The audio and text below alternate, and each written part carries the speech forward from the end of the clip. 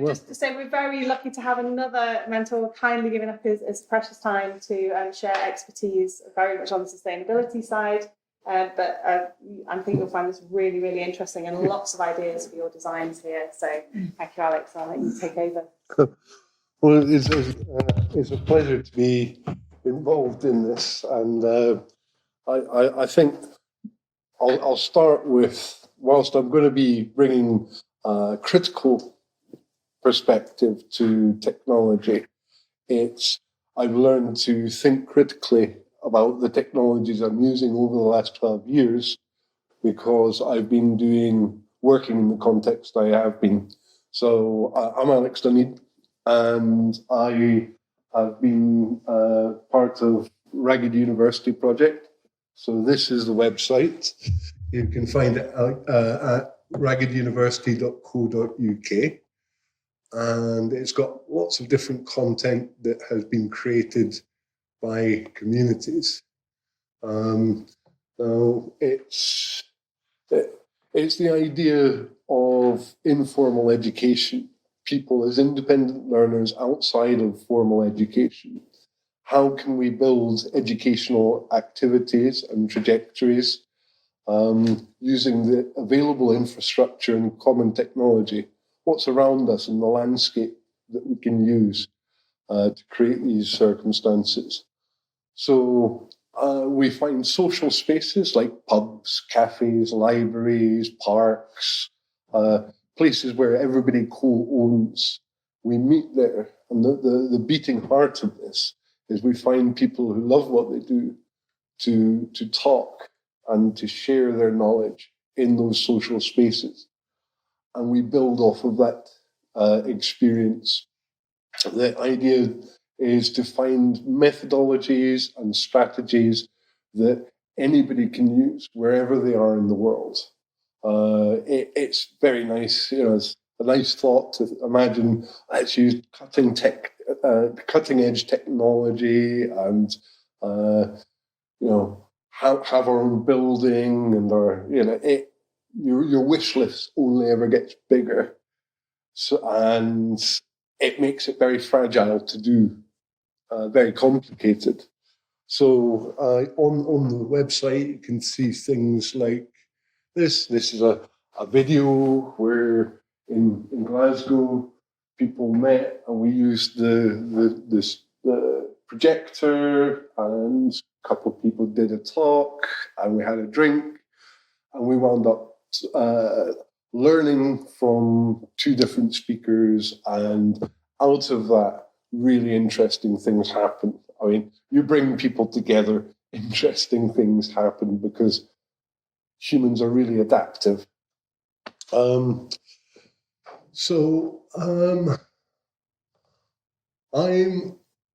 hopefully going to show you a bit about. I started out with the idea, great, everybody's got a computer. We can use computer technology to do loads of things, and wound up testing so many different things over time and finding, this doesn't work, this doesn't work, and finding out things that were unanticipated because there's an age range from 18 to, I think, 92, people from all walks of life, all kinds of background, from people who have no formal qualifications to professors, and like in life, you get a complete mixture of people. And I found very quickly that just telling people, bring along your computer and we'll all get into the same digital space brought so many barriers that I'm going to be talking to about now. So trying different technologies. This is key about the project. We avoid finance because it's probably the most exclusive thing. It excludes the most people. And I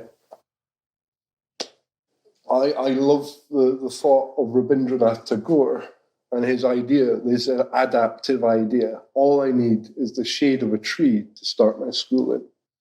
People being the primary source of education.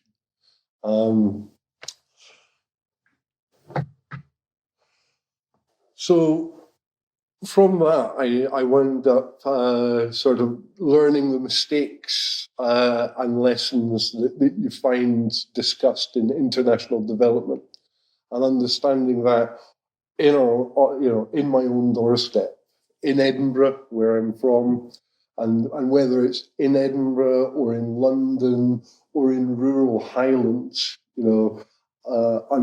I'm keen on finding a way of doing this activity, this education, wherever we go, wherever I go.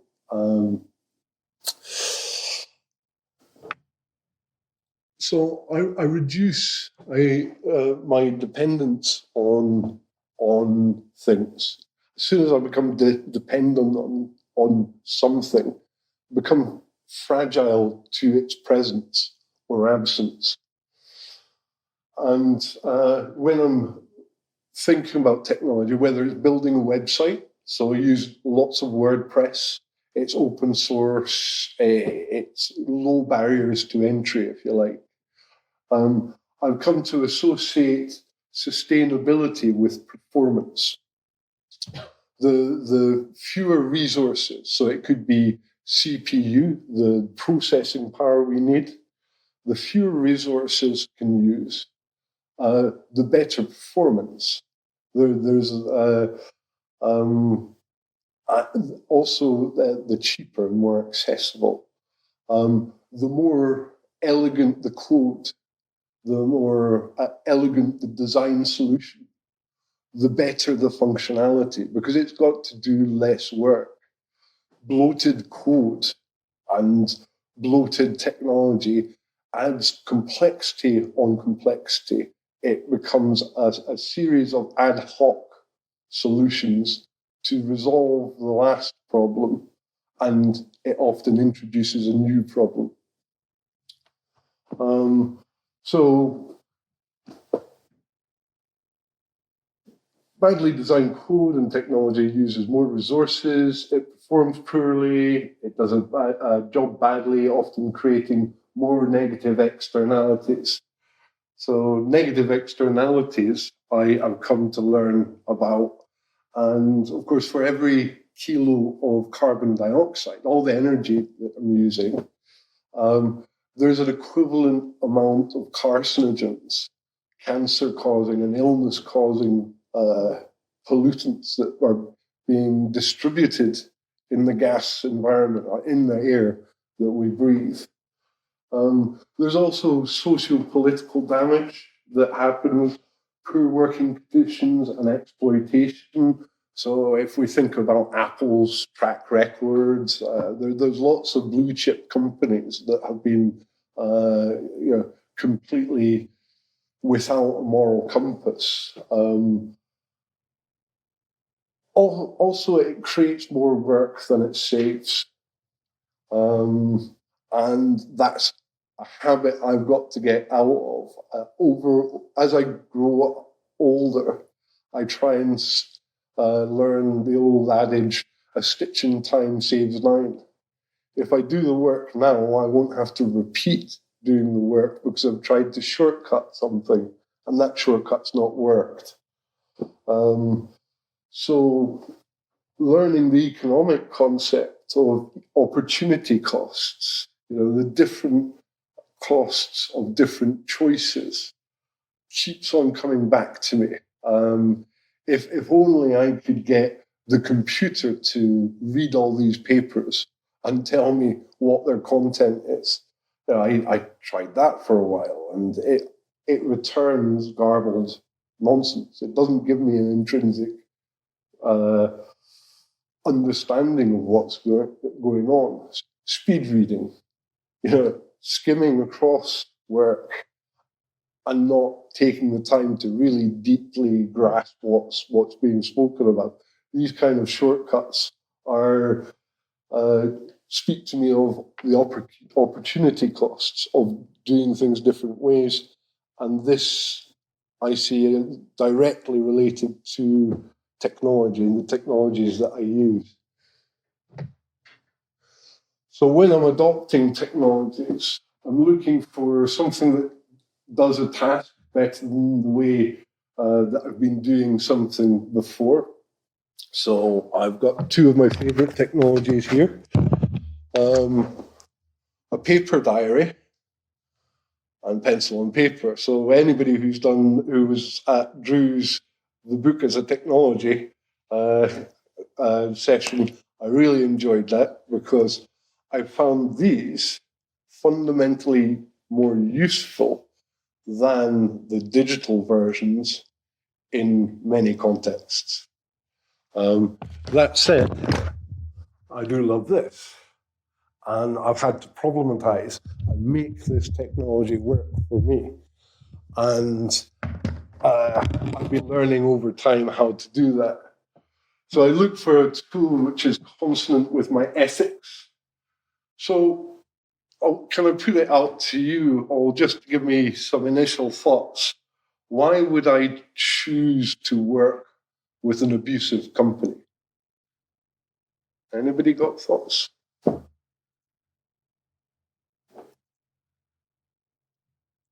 Do you want to say a little bit more about that question? So if I'm thinking about a company that has, it's not got, doesn't make ethical decisions, and it doesn't respect the data of other people, or respect the contracts that we sign up for, or doesn't respect that some people are working on a very finite budget, or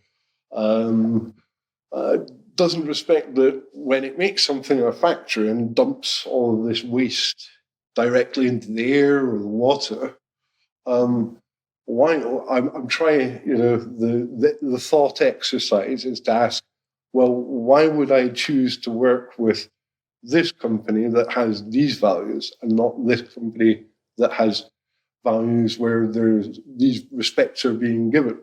So at a certain time, I had to make a decision to come off of Facebook because it's without an ethical or moral compass. One of the biggest Wikipedia articles is criticism of Facebook. Now, it was a really useful tool.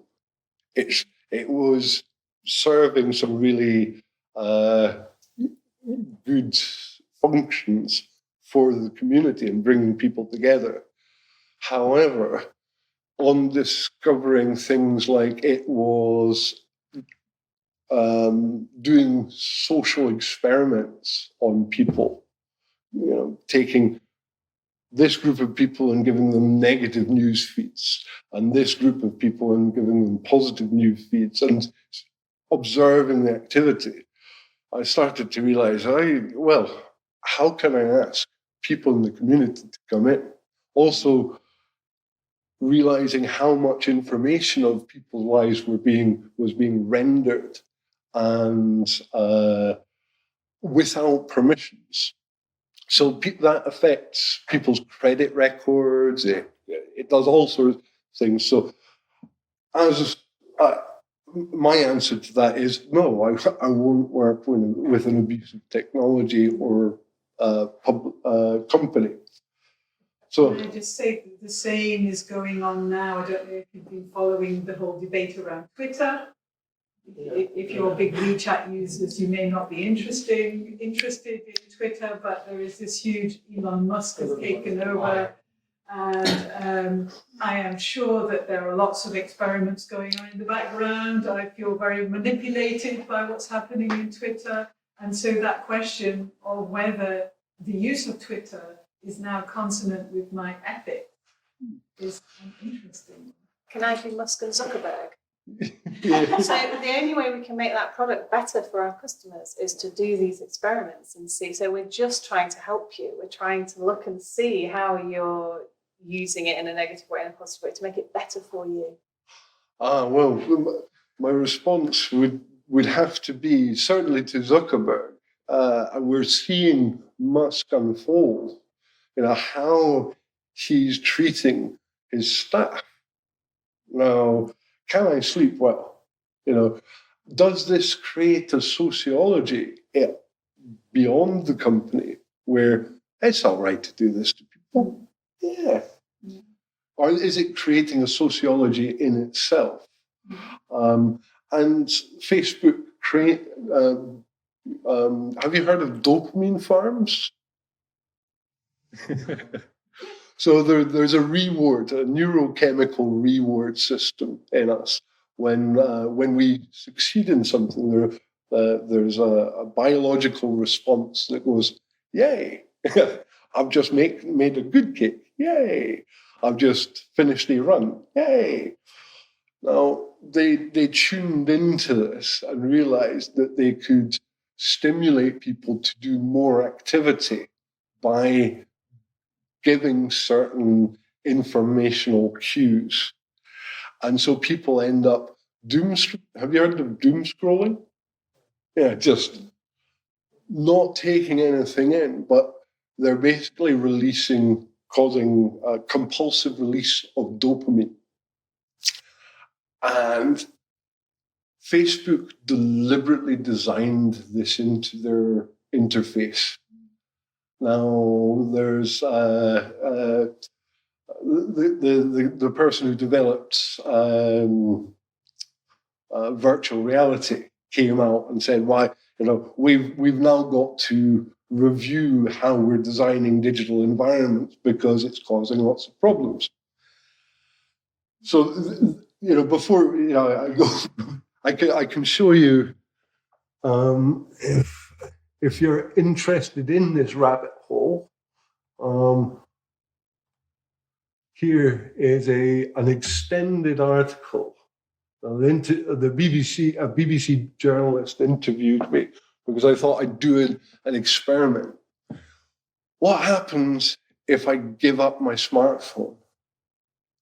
And it led to me experiencing the difference in my life, and I could analyze what the technology was doing and not doing more effectively. In here, there are interviews with people in Facebook, and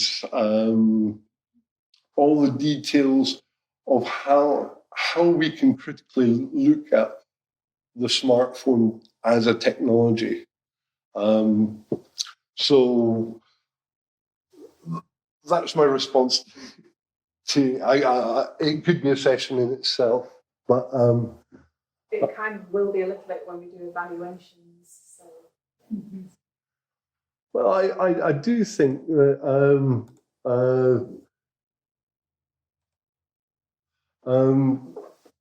when you gamify things, my suspicion is that you can blunt the cognitive reflex. Where we end up chasing an extrinsic reward, a dopamine rush, rather than deep learning. And if anybody plays computer games, there's a certain level that I get to when I'm playing a game where I'm just clicking a button. I'm not getting any further in the game. And I realize my cognitive mechanism has become saturated and I'm just enjoying self-stimulation. So, yeah, in educational terms and knowledge-based terms, I think the cognitive reflex needs to be understood in context with digital environments. In particular, look up the effects of mixed schedule reinforcement, i.e. dopamine farms.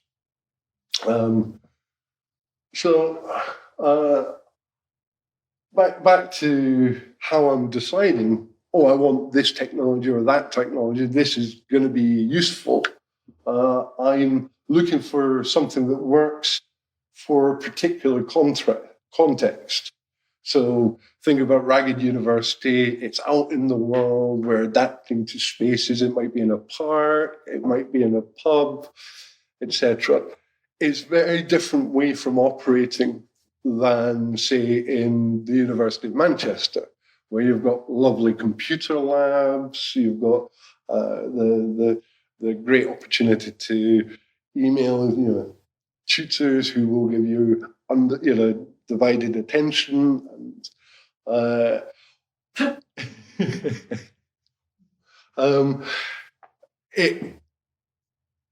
some technology is designed to get you to adopt new ways of behaving, and I think I'm looking for tools that fit my context rather than attempt to move me from my context into their context. That's the definition I'd bring to that. I'm looking for something that I will use for years and it will last as a tool, kind of like buying poor quality shoes. I used to buy rubbish shoes thinking it's cheap. They'd fall apart and I'd buy another pair and they were just rubbish. And then when I looked at the materials, they tended to be toxic. There were the poor decision making ran throughout from design to ethics. So I think it's separating the idea that you can separate ethics from quality of design and outputs is... I've not seen one where you can separate the two. And I'm examining the costs and avoiding paying rent for tech. So Adobe moved from an ownership model, you pay for the tool, it's yours, to subscription. And I just went, that's fine, Adobe. I'm going to use the open source tools, where a lot of the designers who work for the big corporation clock off and then working, at the weekends doing Linux and open source stuff, because there's a social, economic, and environmental need for alternatives. My metaphor was, why would I buy an electric egg slicer?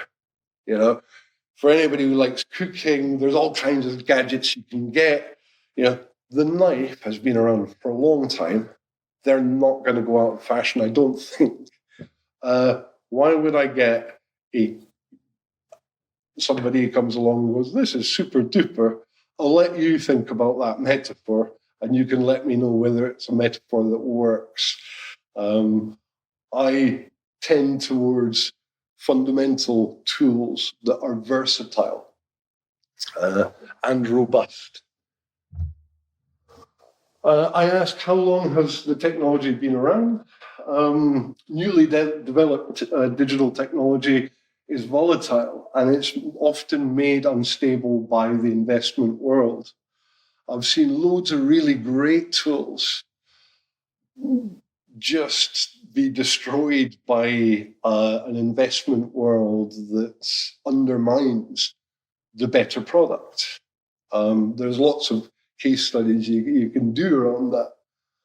So I'm not a fast adopter because we're often being used to bug fix and to be tested on, and it's unstable. I don't want a product which will disappear because I put all this time, energy, and information into the product, and then suddenly go, oh no, I can't get access to this. I want to move into another tool. Nightmare. I don't want to invest in the technology today and then see the terms and conditions I agreed upon change. All right, okay, so it was free for a while, and now they're going, well, now you're going to have to pay. again, it causes such a lot of cost and disruption to my operations that I avoid these situations. And the stability of the development team generally equates to stability of the technology. I was using a public calendar for a while, and they just kept on changing the development team. And every new it's like you'll see a new layer of management come in, and they'll go, right, okay, we're going to do everything different. And I mean, I guess it's a case in study in the fiasco that's going on in Westminster. What happens with fast churning development teams? You end up with chaos and lots of short-termism.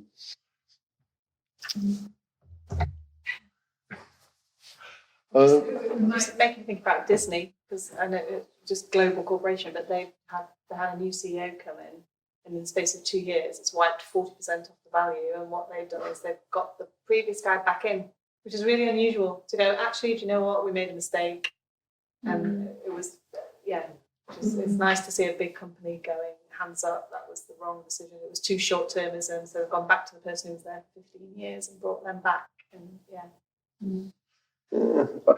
when I'm talking about all of these ways of collaborating and building, I don't think this is unique to the tech world. I think everywhere since there's a really good book called Confronting Managerialism by Locke and Spender.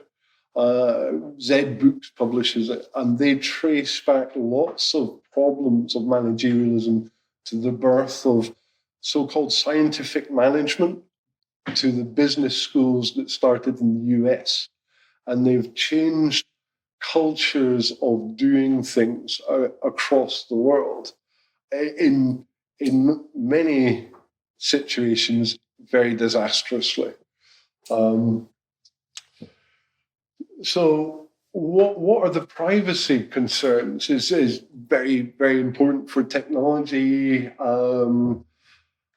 Privacy is an operational issue because a company may start to employ choice architecture to alter the way you work. An example is Google and filter bubbles. You can find a good video online by Pareto.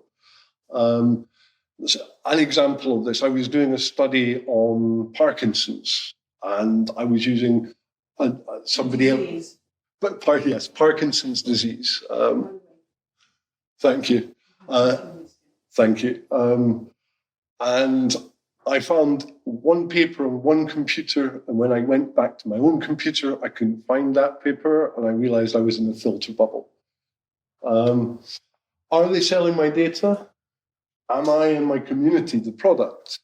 Privacy is an environmental issue because the data is being brokered, it's being duplicated. This means that my data footprint increases exponentially as data brokers buy, sell, aggregate, and resell my data footprint. And privacy issues facilitate the taking up of bandwidth, storage space, and processing powers in hidden ways. These are all things I pay for, and I'm on low resources. So I've got to keep hold of my own metrics. Are so many people in the community? Sorry? Are so many people in the ragged community, but they don't have much money? Yeah. Some of them. If you look at the cookies policy on the website, I tell people this is how to block the telemetry. It's fine. We don't need all your analytics. It's helpful to get some, but there's compulsion to get more data, ever more data. It's obsessive. As a hack study, I'd suggest Microsoft Windows 10. Hacking is adapting technology to better meet our needs. Windows 10 is the first operating system to have consumer metrics and advertising baked into the system. out of the box, it's bloatware, it's inefficient in its use of hardware. It turns a good piece of hardware into a mediocre piece of hardware, and a mediocre piece of hardware into unusable hardware. So Microsoft forces redundancy and upgrades to produce profits. So whilst we have nice people like Andrew thinking like, how do we be more sustainable? We've got different departments going, how do we drive more sales next year? These are some interesting programs and ways of tailoring my operating system so that my hardware is better used and my bandwidth is better used. Oh no, shut up. We'll give you a full list, or a very full list of the telemetry that's being automatically taken, which you can't just switch off easily.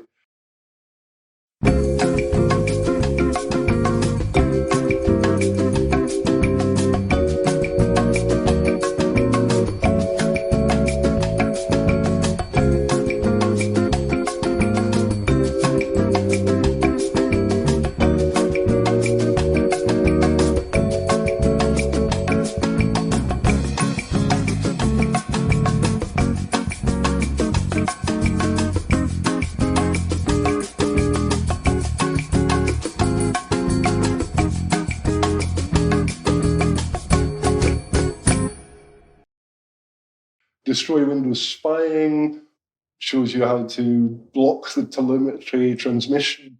You can use group policy edit, so on Windows Pro, and switch these things off. And Windows 10 debloater. I don't use Xbox, so I don't want it using my processing power. Can you just make one quick point about the destroy Windows spying? It's the name of the... It's quite an emotive word. Yeah. When Andrew might say, this is the telemetry we need in order to improve our functioning, which they're calling spying. There's an interesting duality there, which, if Andrew were here now, there may be a... Well, I love the... I'm not going to... it's just an interesting...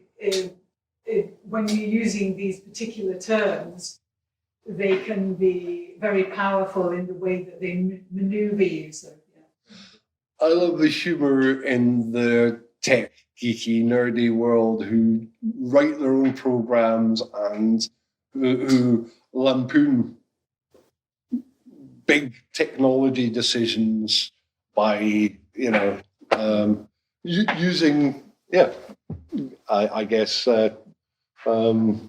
emotive language. I asked, how trustworthy is the company? Any multinational corporation in the stock market is inherently out of control of its actions. The values of enterprise are dictated by profit, which provide dividends to shareholders. This is known in law as the fiduciary responsibility of the CEO to privilege shareholder primacy. Large corporations often avoid paying taxes to countries whilst using the infrastructure of the countries paid by the taxpayers. So Microsoft, as an example, avoids paying taxes. Apple, Google, Amazon, whatever you think, And tax is the single most redistributive mechanism of wealth that we know of. It's, good governance produces great benefits for a country. Large corporations can often damage and hinder progress by undermining innovation and creating a culture hostile to invention. So if you want examples of this is a great book, the Encyclopedia of White-Collar and Corporate Crime. White-collar crime is non-violent crime where primary motive is typically financial in nature. Professor Joel Bakan, there's 2 books he's written and there are 2 films. I think the second one's due out. he describes corporations as externalizing machines. This encyclopedia has a whole reference to, for example, Microsoft and lots of other blue chip technologies, Xerox, whatever. So thinking about this is another book that's worth looking at, Transnational Environmental Crime by Rob White.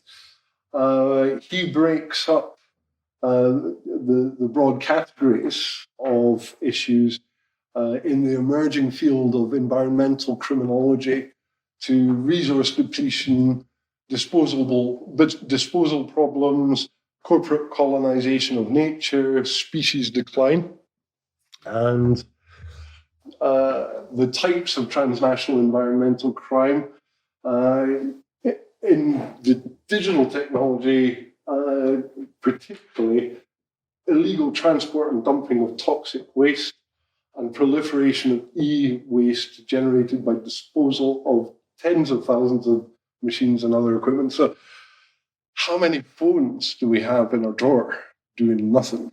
This is a sort of indicator of the widespreadness of the problem. So back to the apps and software. One of the considerations I have is, has the development team created their own jargon? Sometimes it's created special language to explain the everyday, when the everyday language is better, it's more helpful. It creates an unnecessary learning curve as a hidden cost. This is an indicator of a technology being made more complex than it needs to be. This makes communicating to a colleague really hard, because you've got to then teach them the special language which you'd like to, you then have to convert back into everyday language. And it indicates superfluous design decisions in the organization. Which hardware? If there's software, does it run on a phone? Does it need to be run on a phone? If so, why? What is the phone adding to the functionality of the software, and what's the software adding to the functionality of the phone? Can it run on a laptop? Laptops and desktops are inherently more capable and productive than phone handsets. They're also more regulated by law and more secure. So if somebody wants me to use an app on a phone, my primary question is why? If it runs on a phone, can it run on an older phone? So if I gave you an iPhone 5, that's pretty amazing technology. Can we get the app to run on something that's pretty amazing in its inherent capacity? May I give a very brief example of that? We're all using Duo Mobile, right? Right.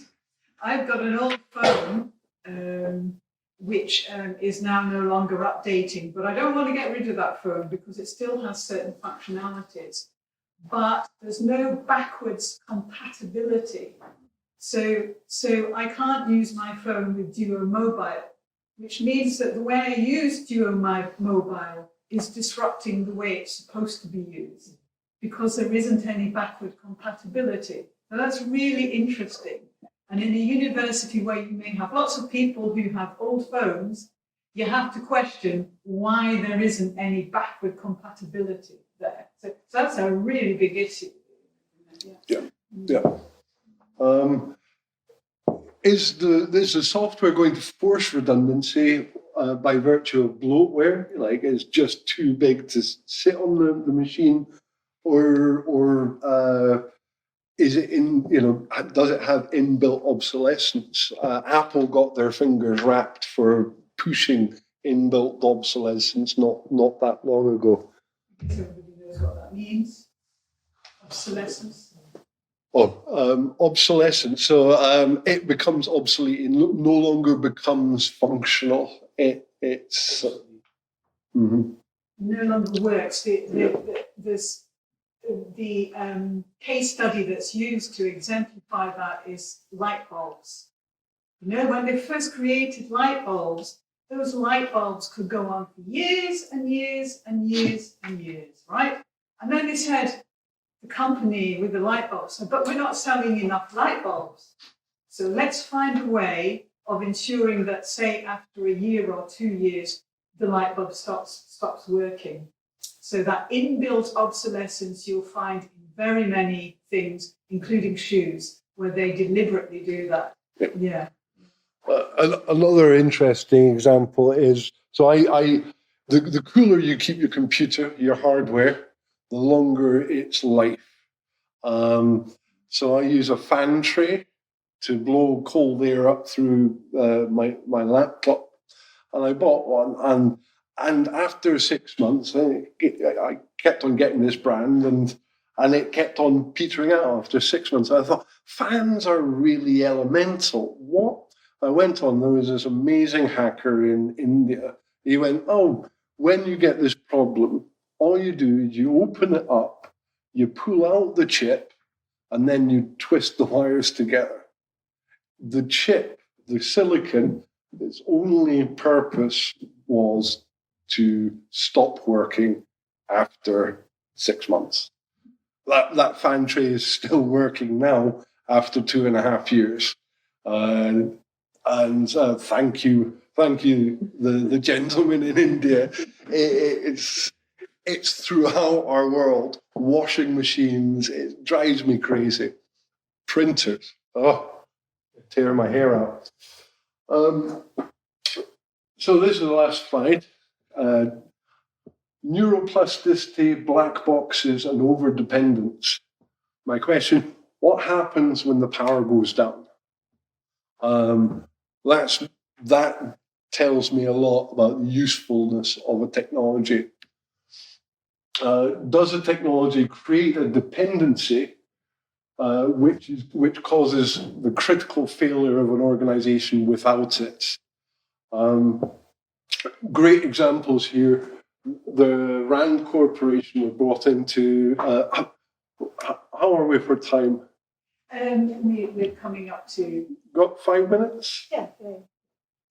So the RAND San Francisco in, I think, the 60s or early 70s, they spoke to, I think it was IBM, and the idea was, we can give you a completely scientifically managed traffic system. The computers do it all for us. And they went, yep, here's the money, build it, we'll install it. And they sacked all the people standing at crossroads going, right, you go that way, stop, you go that way, right? They implemented it and it all went badly wrong. And then they went, okay, how do you fix this?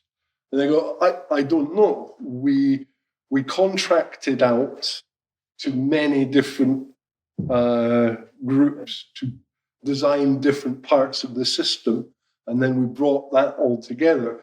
But after the job was complete, we sacked everybody. So we don't have anybody who knows all of the system, nor who we've kept on in the books. So then they had to get the RAND Corporation to analyze this. And since then, you see, if you look at the San Francisco traffic management system, you've got a series of ad hoc developments where they go, right, okay, and it's whack-a-mole. We fix this problem with a technology fix, and a new problem occurs, unintended consequences. And they've got, I think now, 14-lane highways and massive traffic jams. I mean, one day we'll all start problematizing the motor car. Professor John Seddon, he does some really great case studies of failure demand of banks and introducing technology. And the banks went, we could save a whole lot of money by sacking the secretaries and receptionists in the banks and outsourcing that support to to different companies all over the place. Now, what they didn't realize was that those people in those job roles were doing things that weren't described in the process manuals. They were facilitating all of the people in that branch working with each other, and they often had a lot of knowledge. When you get rid of all of that knowledge, things stop working. And John Seddon started to differentiate things from failure demand from value demand. Value demand is when you've done something really well, more customers come to you. Failure demand is when the demand for a service goes up because the problem that people have engaged the service for has not resolved the problem. So if you think about phoning help centres to deal with your mobile phone contract, and you, instead of one phone call, you end up making several mobile phone calls to them because nobody can sort the problem.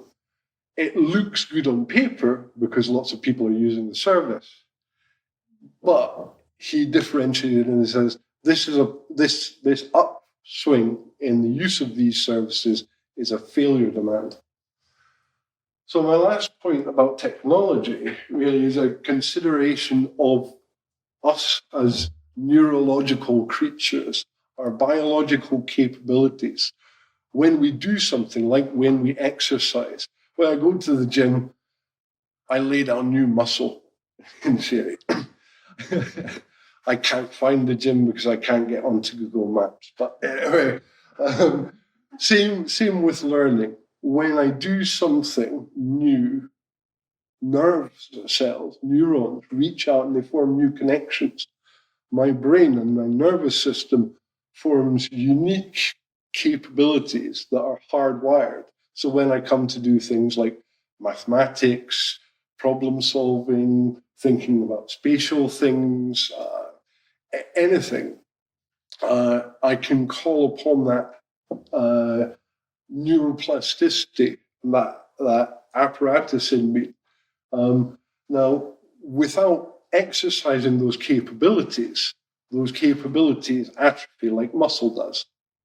So say if you've got an accountant's company and everybody was, doing functional maths and suddenly moved everything into computers, which did that functional math for you, people lose these skills.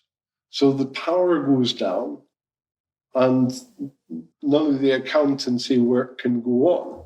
So what we need is inherent capability, the capacity for when technology is not there to go, that's okay. I've got my backup. I can write. I can write all of this down, and I can read my own writing.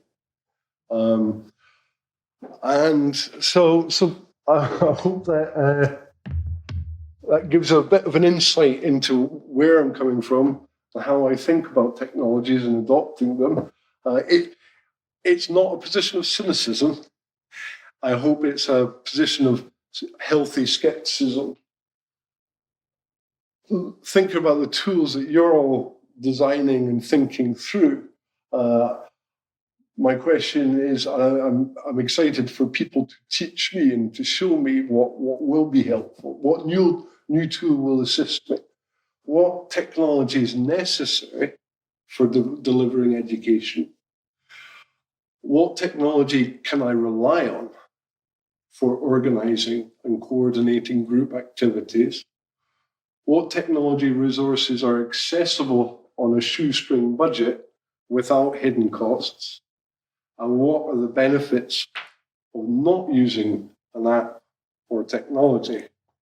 Bearing in mind, I have adopted lots of lovely technologies and I've hacked ones to make sure that they work and they're more environmentally friendly. So thanks for bearing with me. I hope some of that was of interest. Thanks so much, Alex. I've just questions? Oh, absolutely, yes. Yeah, have we got questions for Alex? Maybe about the privacy that you mentioned about filter bubble. Yeah. Will that still affecting if we use the incognito mode in the browser, or? Have you heard of browser fingerprinting? No. No, right. So it's a movable. The expression is a movable feast. As we discover new ways of maintaining our privacy, business develop new ways of finding out.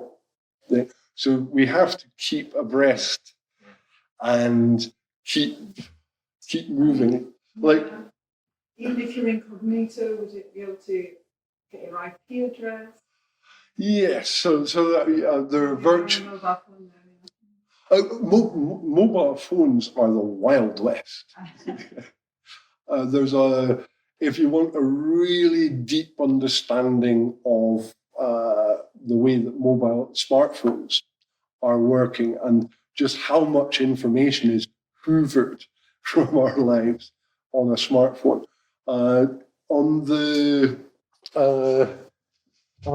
article I've done on querying the smartphone, there is a very good interview with Mr. Edward Snowden.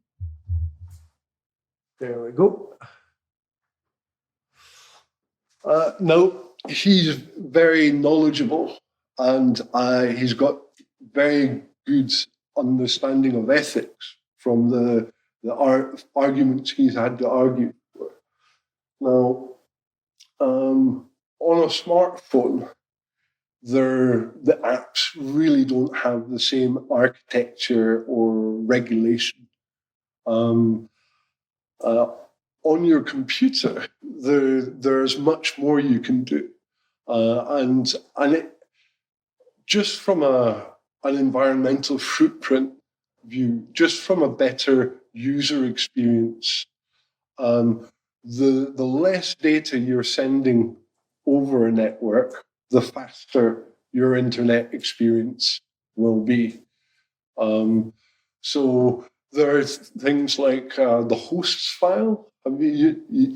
So you can go into your host file and tell your own computer, don't send any information to this IP address. And it's a very simple way of doing that. There are things like VPNs. Proton does a free VPN service, and it's Swiss. And Switzerland has some of the most robust privacy laws there are in the world. That's a way of managing. You can also use Cloudflare Warp. There are lots of add-ons you can use in your browser. So if you're an open source browser like Mozilla Firefox, you can get lots of very good privacy apps, which do things like once you've closed a page, it will delete the cookie so that other websites don't go, oh, you've been to all of these other websites. So cookie auto-delete is really useful, functional.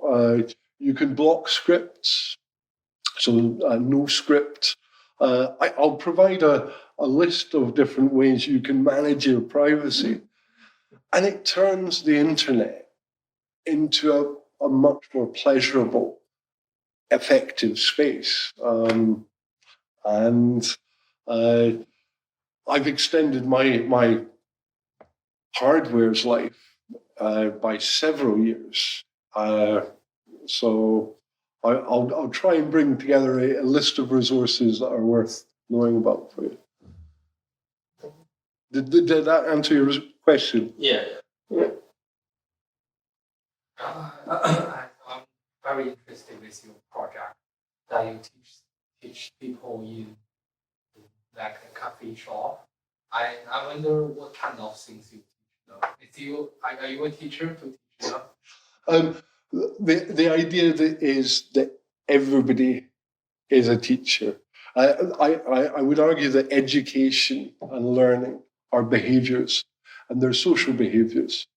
So anybody is allowed to do a presentation and share, and we come together and we learn from whoever wants to share whatever. And it started 12 years ago as an experiment, and we found that it's really good fun. We learn a heck of a lot, and we can build opportunities from that. So we've had, if you look on the website, you can see a great number of talks. So hundreds of different people have done hundreds of different talks on anything. And I think it's really interesting looking to the world and asking the world to teach us, because it helps me to get out of my own habits. I didn't know that I was interested in biochemistry, for example, and somebody talked about it and fascinated me. And I would argue that each person has something very unique to share. Oh, and so do you get any funding to support you? This is it there. Well, I spent a number of years thinking this is how to achieve this goal. And then I realized the more I chased this, the more fragile the project became. I remember the wonderful people in Glasgow. I'd just been told by the Chamber of Commerce, oh, you can get this money if you fill out this paperwork and you implement these practices. I went to the people in Glasgow and I said, great, we're going to get some money to do this. And they went, all of this paperwork? You want us? What's this got to do with education? I don't know. Well, it's nothing to do with education, but they'll give us money if we do it. And we measured the opportunity costs. And the more I thought about it, the more I realized finance makes things very fragile, because we end up doing the activities we need to get finance rather than achieve the goal of education. So at a certain point, we got charitable status and then closed it as a charity immediately after and went, actually, this is much more about us looking at social traditions all across the world, all through time. Because wherever you look, humanity does this social behavior. We share our knowledge, and it's to do with human development. So I've done a counterintuitive thing, and I'm looking for practical philosophy which people can embody in their own lives to achieve the benefits of education which equate to human development. I'd love the financial world to be inclusive. We're yet to see a form of finance that is as egalitarian as the world we'd like to get to. That's my thoughts on that. Yeah. Okay, the final question. I wonder what kind of your technology play in your project? Because after your presentation, I think you talk a lot of critical opinion toward technology. So for your own projects, so what kind of role the technology play? I've been really excited by the open source world.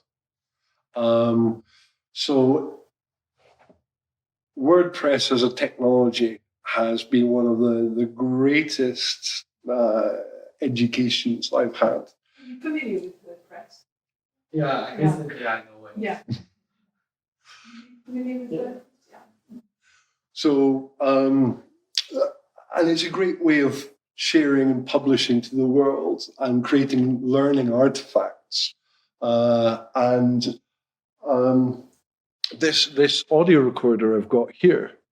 So I can use, whether it's this audio recorder or an old phone that's become obsolete for other purposes, I can make audio recordings, and then I can use things like Audacity to produce sound files, and then use that sound file to exercise things like typing and making sense of the content.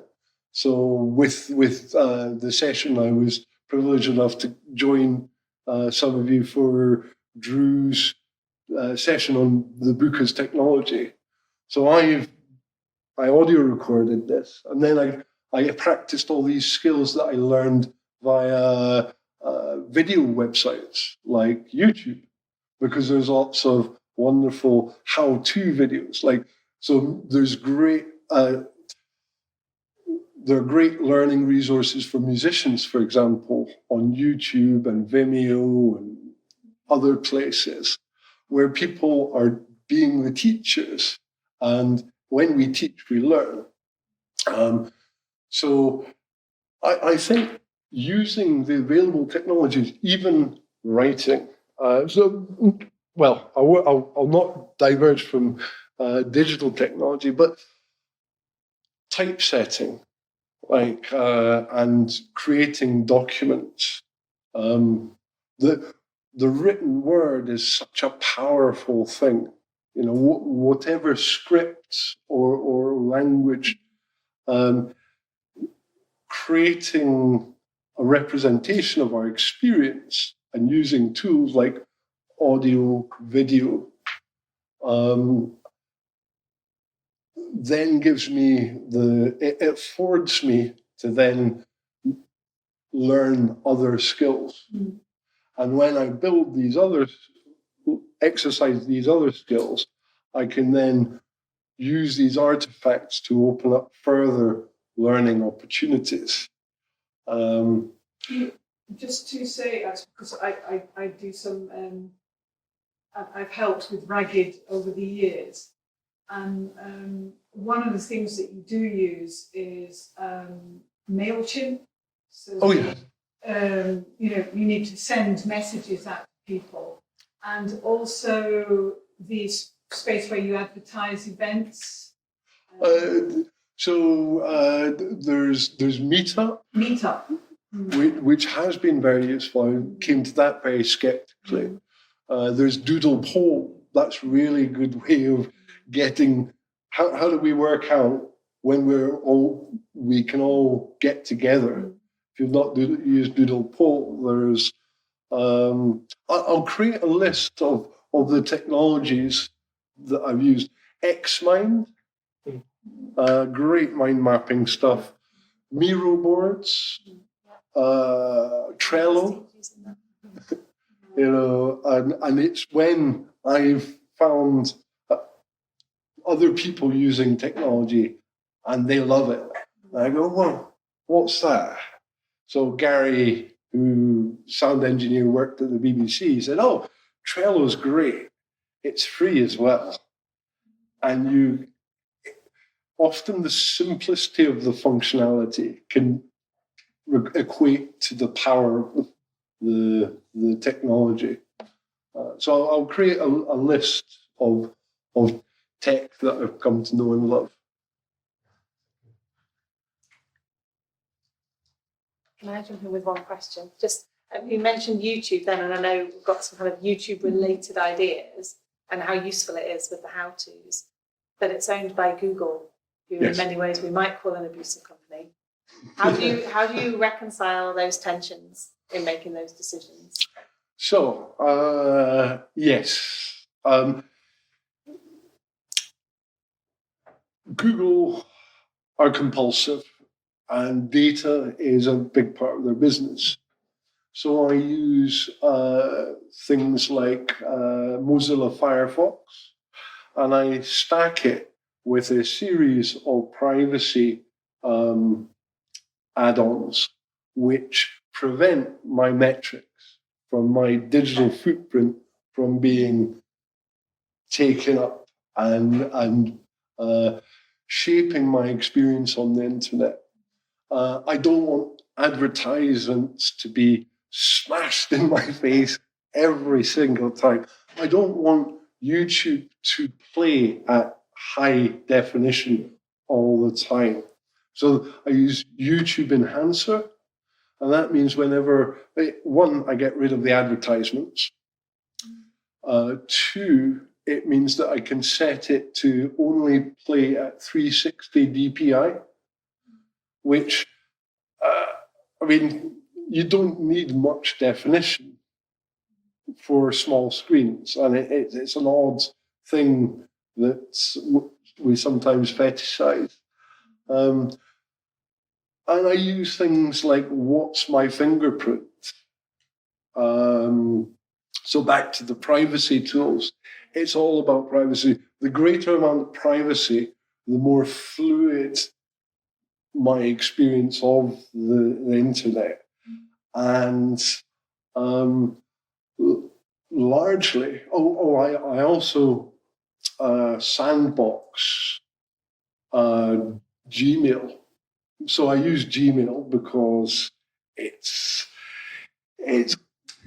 secure, and I use Gmail for my project. And yeah, you can have that. You can know I'm putting the whole project into the public space anyway.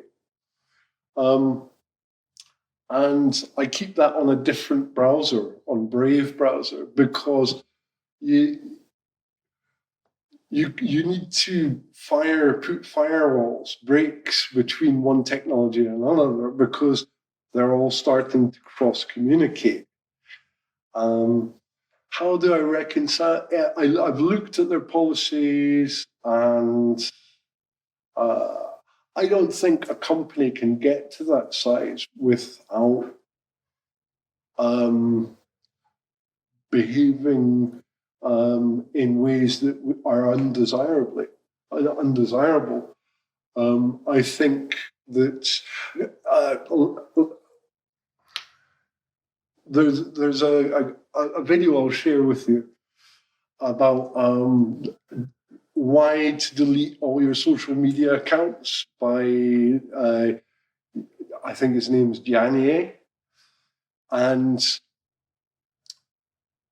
he because he spent his life in Silicon Valley, he sort of audited all the different companies, and he distinguishes the companies that were really deliberate, the ones that sort of went in with the idea of growing engagement, and then realized, oh no, we've just done something, we've unleashed something terrible in the world, and then sort of companies that have all, have made discernible. As far as I'm aware, and I need to be corrected all the time by people around me, Google has made good efforts. For example, their move towards sustainable energy. I think Susan was telling me that their data centers have moved to 100% renewables. So where's the Glide is on the Google Cloud. Just a piece of interesting information. where are our data centers? Where is this data coming from? So what's my IP address is a really good website to tell. Is this website onshore? Is this in the Falkland Islands? Is it in Antarctica? And that also will tell you what legal jurisdiction is the term, that operation is functioning in and under, sometimes above. I do rely on trying to keep abreast of when a company goes rogue. And you change the management, you change the company. You'll notice I've just put a statement. We built a large following on Twitter, and unfortunately, going to have to sack that off because Mr. Musk he's not treating the people within the company very well. So I'm not really convinced that with that direction, he'll treat the people using the platform.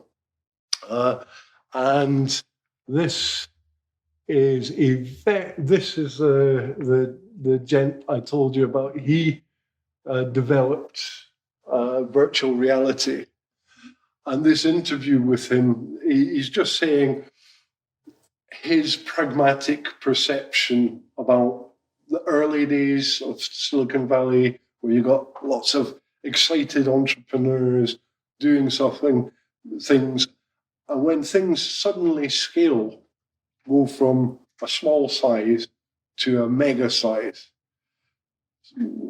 Sometimes we don't think about the far future until it's hit us, and that's one of the things we've got to be vigilant. Thank you. Has anybody else got any questions before I ask you one? I want to know who, when they signed up to Glide Apps, read any of the policies? Alex just mentioned the policies there. Did anybody read the privacy policy or the terms and conditions when you were asked to sign up to Glide Apps? Right, homework. No, seriously.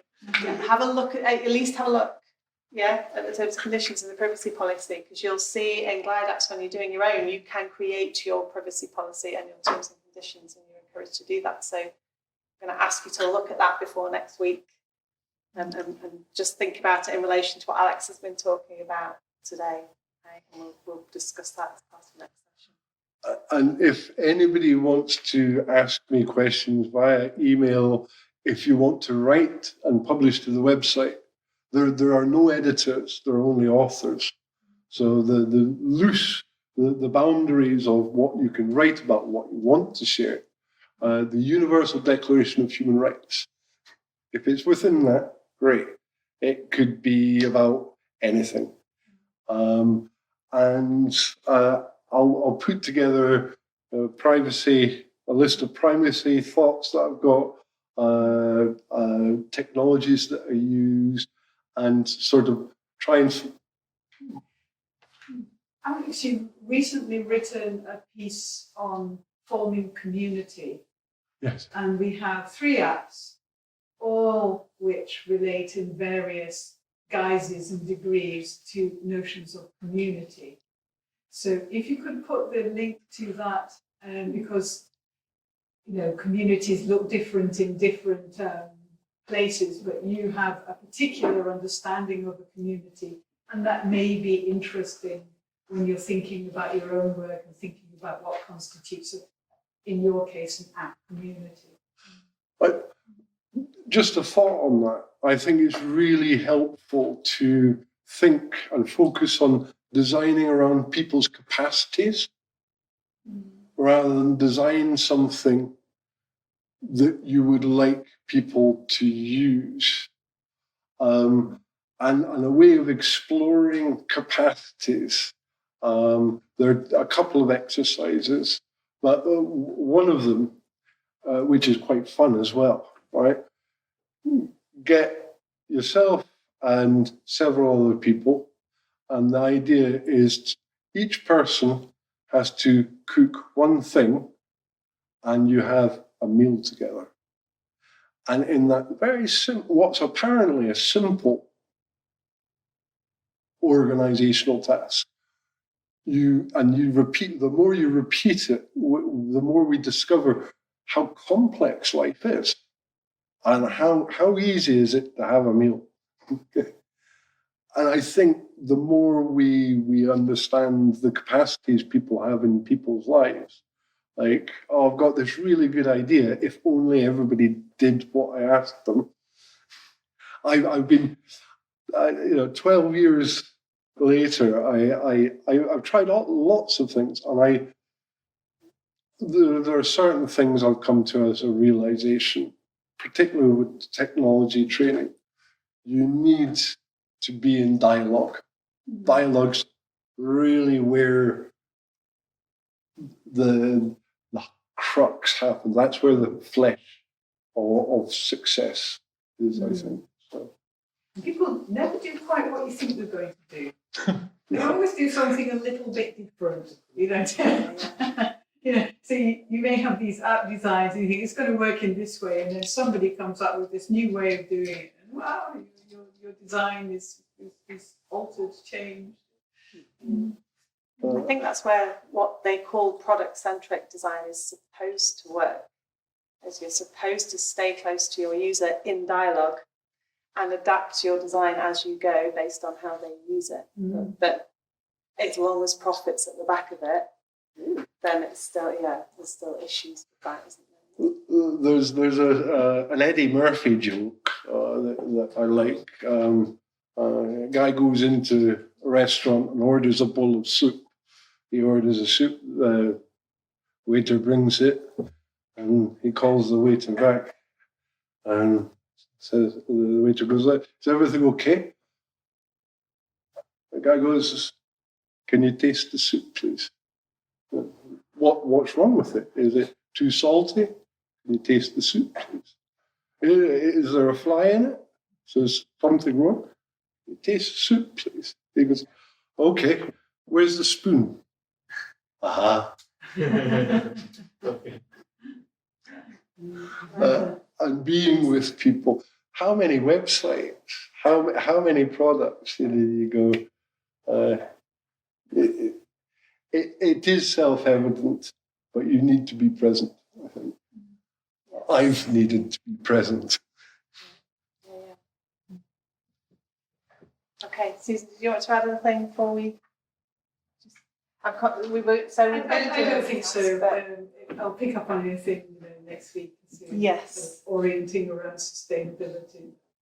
Yeah, hopefully that's given you a lot to think about with your designs, especially including whether it's going to run on an old phone, for example, those kinds of questions. You might want to think about that this week. So we were looking at the day in the life, conscious of time. I think we'll carry that over to next week. But it's in relation to the reading, so I'll give you a sense of what it is you might want to start looking at it over the week.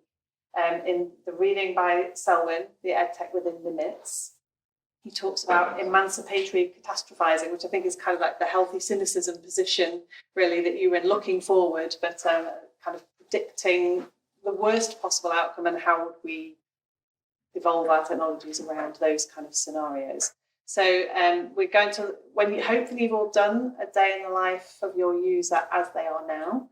So we will ask you to do a day in the life of a user with a different environment to work within. So I'll pop that on Teams, some of the prompts that are straight out of the paper. So hopefully that'll help you make more sense of the paper, or it'll reinforce it if you've read it already.